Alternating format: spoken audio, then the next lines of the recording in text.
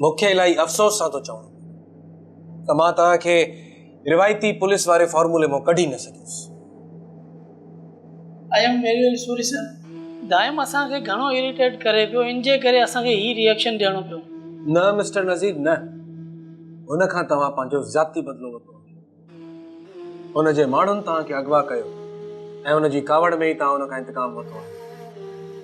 मूं तव्हांखे 3rd degree चयो हो ऐं मूं वाज़ह कयो त हिकु पल बि निंड न करणु ॾिजोसि, पर तव्हां त रवायती पुलिस वारा बणिजी केस मरण जहिड़ो करे छॾियो। इट्स ओके जमाल, वो फितरी आहे।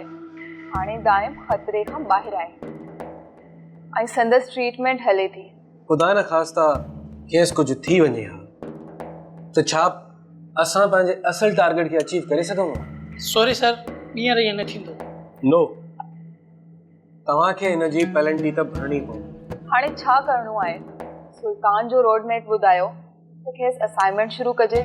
पहिरियों त मारिया इहा कोशिशि कर मूंखे हितां वठी हलो घर, मां उते वेही आराम बि कंदुसि ऐं पंहिंजो कम बि सही तरह सां करे सघंदुसि। सर डॉक्टर बिल्कुलु इजाज़त नथो ॾे। सर असांजी अचण सां ई ॻाल्हि थी आहे डॉक्टर साहब सां।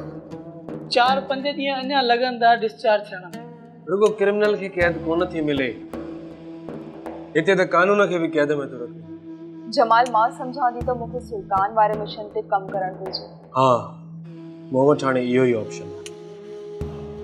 पहिरियां तो ईअं कर त सुल्तान खां इंटरनेशनल माफिया बाबति का डिटेल हासिल कर ऐं हुननि सां सुल्तान जूं ॿीहर मीटिंग्स कराए त खैन उहा ख़बर पवे त सुल्तान हाणे इंडिपेंडेंट कमु करे रहियो आहे। सर सोराब ऐं सुल्तान जी बि हिकिड़ी मीटिंग थियणु घुरिजे, जीअं सोराब खे बि ख़बर पए त सुल्तान मूंखां अलॻि आहे। इहो फ़ैसिलो हाणे सुल्तान ते ई छॾियो आहे। ॾिसो त हू छा थो फ़ैसिलो करे, पर सुल्तान सां असांजो हिकु ऑफिसर हर वक़्तु गॾु हुजणो घुरिजे।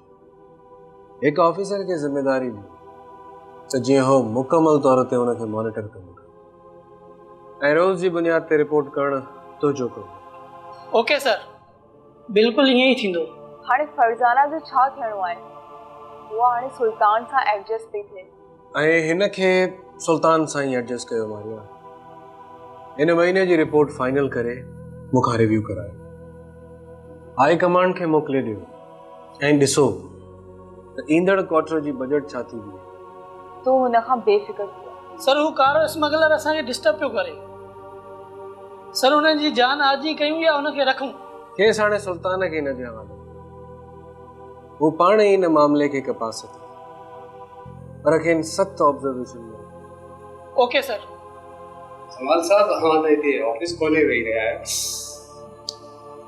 इहो सभु इन जे करे थियो आहे त तव्हां पंहिंजे एडमिनिस्ट्रेशन खे सख़्तु न रखियो आहे। डॉक्टर साहब जेकॾहिं एडमिनिस्ट्रेशन खे सख़्तु कंदा असांखे बि डॉक्टर साहब ते सख़्ती करणी पवंदी। सब्सक्राइब कयो असांजो official YouTube channel Singh TV HD drama ऐं वधीक अपडेट लाइ बेल आइकन खे क्लिक करियो।